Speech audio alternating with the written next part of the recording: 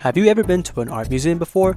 If you have, then I'm sure at one point or another you may have been thinking to yourself, these paintings look beautiful, I wonder where they came from. And for quite a lot of them, we have explanations and insights for some of the most popular artists across the history of humanity.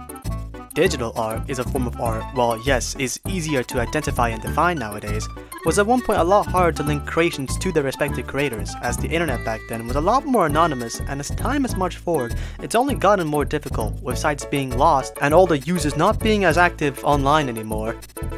Which is why I want to move your eyes to a different piece of art, one in which you might recognize.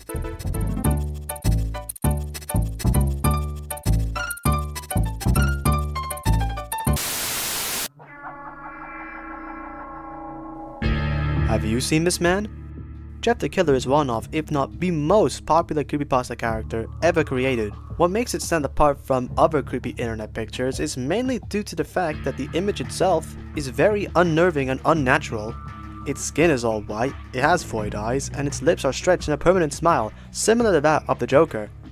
It kinda resembles that of a geisha, but with only a bigger smile. It's only a shame that the story actually attached to the Jeffthekiller image kinda sucks. Now, of course, despite looking, well, pretty ugly, this hasn't stopped the internet in its tracks from taking this character and transforming him into what can only describe as weird. As well as making original characters, fan-made continuations, and fan films. There exists this one playlist that contains many of these projects, and whilst watching, one question started to appear in my mind, something I've never thought to question. Why aren't any of these films accurate to the original creepypasta? I get that since they are fan works, they've changed to fit whoever's visions and interpretations of the characters they see fit, as with the case with any director, but since most people's knowledge on Jeffthekiller is either very limited or nothing at all, I feel as if most of these don't capture the original story very well, and to really show the potential of Jeffthekiller on the big screen, I've hired some people to make my vision a reality.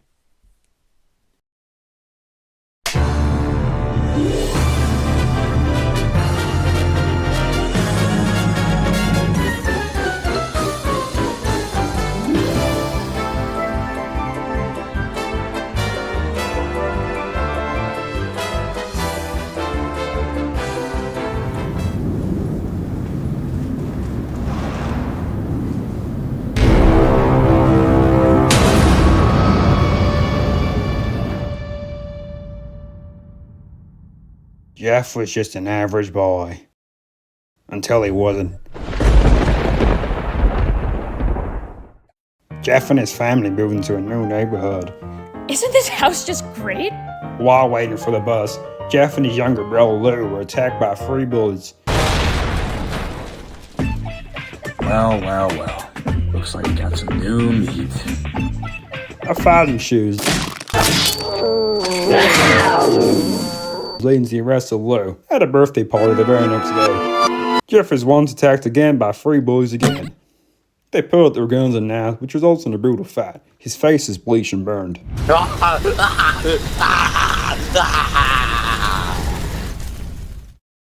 After he recovers, the family realize that Jeff had gone insane, cutting a smile on his own face and burning his eyelids off.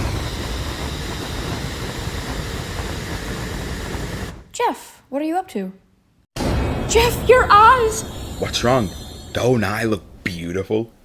Yes, you look beautiful. Let me get your father so he can see your face. Honey, grab the gun. You lied.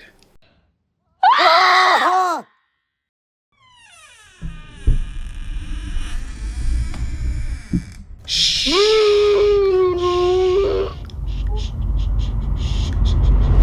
Go to sleep. The thing is, despite the picture itself being insanely popular, no one seems to have the original image and has been considered lost media for nearly its whole existence, and over the last 2 decades, one question has been lingering not just in the back of my mind, but nearly everybody who's seen this face. Who the fuck is this?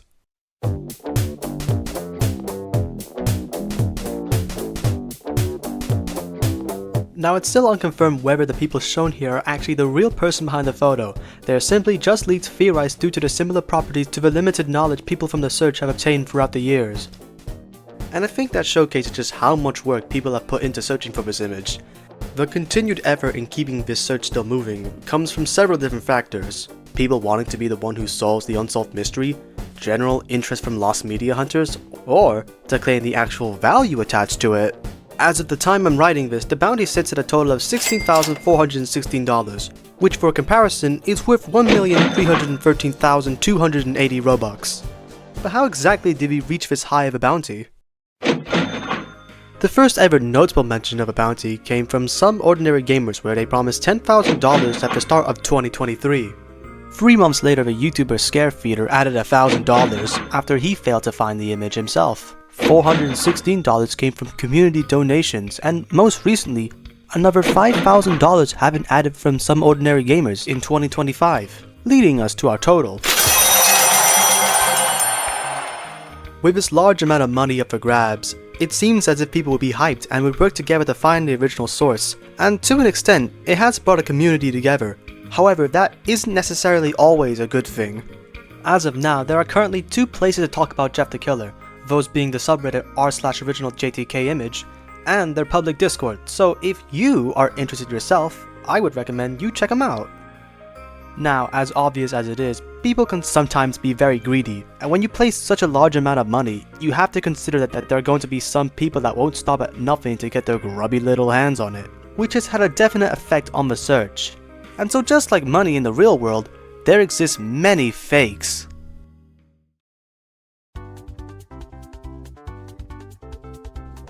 They were fake? Of course they were fake! Time for a quick context lesson. The Jeffthekiller picture is actually an edit of this image, known simply as white powder, but I'll just call them Jeff 1 and Jeff 2, and the unedited image as Jeff 0. Now, starting out with one of the most popular leads, Katie Robinson was supposedly believed to have been Jeffthekiller due to a similar facial structure. However, this turned out to be false, as in actuality, the creator of the Jeffthekiller story, known as Sesuar, had confirmed in a 2015 interview with the YouTuber Scarefeeder that it was most likely a made-up rumor, which was later backed up as the real Katie Robinson was contacted, and it turns out her name was also made up, as well as the image actually being from her MySpace and was on a website where not so nice things were said. Going back to that interview, Sesuar drops the bomb by saying that he was the one responsible for making the image, which I guess would solve the mystery, except for actually reading what he says here and then comparing it to the image. So it's fair to say he was just full of shit. I should also mention this, but I never really knew just how weird Sincere actually was before researching this. Going back to his earliest posts about Jeff, it seems as if he was actually pretending he was Jeff. This also means the first line Jeff ever says is, "I'm such a cam whore." And I think what I hate most about this is that he kept up the lie of just being the creator for so long, and it wasn't until much recently, way after people had stopped questioning him, did people discover evidence that he was just lying out of his ass. And for him to just simply reveal that he actually didn't make the image is just so pathetic when you realize the story he's talking about isn't the one most people recognize. Someone fucking died because of this! The story I showed you was actually made by a 14-year-old kid, by the way, and somehow makes more grammatical sense than Sasir's version. So pretty much everything Sasir has contributed to Jeffthekiller is pretty much worthless. Except for the fact that Jeff is based on his own name. Just to let you know, we lost out on the closest thing to an official Jeffthekiller movie because of this guy. But hey, at least we get to have official Jeffthekiller merchandise. Now isn't that just swell? Lastly, I want to bring up who I personally believe to be Jeffthekiller, and that would be Mariko. They were a popular net idol from the early 2000s, most notable for her diet diary, which was ran by her boyfriend Suzukumaru. Unfortunately for Mariko, her appearance was ridiculed by members of the internet, and was insulted by several images and comments. Looking at these pictures of her, you can make the definite call that she looks very similar to Jeff. Though you can see somewhat of a close connection with the other possible leads, Mariko's is just too similar to not home in on as the correct answer. Around May of 2004, most traces of Mariko online were erased, and then 14 months later, the earliest known pictures of Jeff 1 started appearing. But that really isn't the whole reason why I believe Mariko is Jeffthekiller, because there is definitely something up with Suzukumaru. Looking at what pictures we do have of him, there's a definite pattern you notice when you inspect these images. It seems as if he has some tendency to create normal looking images and hide some spooky elements in there. It's unknown just how much was uploaded to the site and what specifically some of the images could have looked like, but the real reason the site was taken down was because what was on there was apparently so disturbing and horrible to look at that it was described as a human rights violation, as well as it not being entirely known if Mariko had even consented to the site. And what I'm getting at here is that I'm suggesting a theory that Suzuki may have either uploaded or even made a version of the Jeffthekiller image that could have inspired or contributed to Jeff 1. Now of course this is just a theory, and if there is evidence pointing towards me being wrong here, then I won't be too surprised. But at the end of the day, aside from noticing similar facial structures and patterns, we just don't have enough evidence or the actual unedited image itself to make a definitive answer. You must remember that someone like Mariko only fits the description and look. There is no defining piece of evidence connecting the two directly, so for all we know, there could just so happen to be another person with a similar story who turns out to be the real source for the JTK image. So for the time being with all the research now, the original image may truly be lost to the sands of time forever. And maybe that's fitting for a character like Jeffthekiller. Perhaps its fate was already sealed since the start. Its whereabouts are unknown, so for now, all we can do is just theorize and speculate. 137 years ago, Vincent van Gogh painted what would be his most famous creation, Starry Night. Valued today at around $200 to $500 million. It's almost impossible to think that for something so easily recognizable, it was never meant to end up in the position it has today. After finishing the painting in June of 1889, detailed in his letters to his brother Theo, he viewed the piece as a failure, stating that he had essentially sold out to commercial trends at the time. The paintings alongside 9 others were shipped to Theo, where for the next 52 years, it would be sold and traded with before ending up in the hands of the Museum of Modern Arts in 1941, where it still resides today. It's fascinating that these two different images can share a lot of traits in common. Both were created by someone rather unknown. It took several years before they became infamous, and they both sit as titans among everything else around them in their specific field.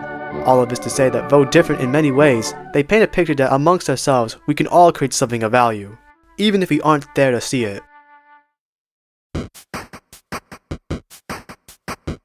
So why has Jeffthekiller been able to exist for over 21 years without having its origins be discovered by now? Other cases of lost media have been uncovered, with some searches having been going on for way longer. All of this to say, what makes Jeffthekiller so different? Well, to answer that, we have to think what makes horror so different. I'd make the argument to say that horror is probably the most creative genre out there. It's able to have its elements and components be mixed and matched, allowing for it to integrate itself with nearly any other genre. Most of its low-budget discography showcases their director's ability to think outside the box and come up with creative ideas to get past the issues of budget, talent, and special effects, allowing for the genre to be able to reinvent itself for its nearly 200-year-long existence. But as time has gone on, it's been quite showing that the standards for the movie industry has kind of gone a bit off the rails. And the same can be said for the horror genre, which has probably seen the worst of it all. In the last 3 years, we've seen characters enter the public domain and have seen them get turned into their own low-budget horror movies, with most of these films being under the umbrella of the twisted childhood cinematic universe, featuring a character on the poster that shouldn't even be there. I don't think anyone's had any fond memories of the Russian sleep experiment. The desire of getting a quick and easy bag is seeming to control the genre more and more, and what I fear is that in the far future, they'll be treated with all the same care and eye for detail they once maintained and excelled in, its own strengths being used against itself. I'm not trying to say that the genre is dead as a whole, far from it, but what I am trying to point out is that with people becoming so used to these basic conventions and tropes, it's only getting more and more difficult to have the same lasting impact on people you could a mere decade ago. The main appeal for horror is for people to feel fear. Whether you're a person living in the 21st century or a caveman or somewhere in between, we have always been subjugated to some of the worst the world has to offer. And I see horror as the last real remnants of that aspect of the world. As now, instead of being a victim to the harshness of Mother Nature or in the midst of a war, we instead choose to create things that, while they of course scare people, they'll never have to affect us out there in the real world. And with all that in mind, for something like Jeffthekiller, I think it still stands today because to me, it reminds me that you don't need a whole lot to create an impact on the world around you. Watching the rise of modern trends such as Momo, Siren Head, and the Backrooms over the last few years and seeing them eventually get turned to content sludge has made me realize that despite everything that's happened to Jeffthekiller, I never got the feeling that it had gotten so diluted from what it started out as to a point where it wasn't recognizable. So perhaps one day we'll find out who Jeffthekiller really is, but until that day comes, I'll always value it for being a pretty cool picture. You know, it's nice to see the importance of archiving has been made more aware thanks to a search like this. We find ourselves in a time where we've been able to preserve echoes of the past. So despite living in a time where you can forever keep a snapshot of the past with a click of a button, cherish the life you live in the present, as maybe one day down the road, it might be something worth remembering.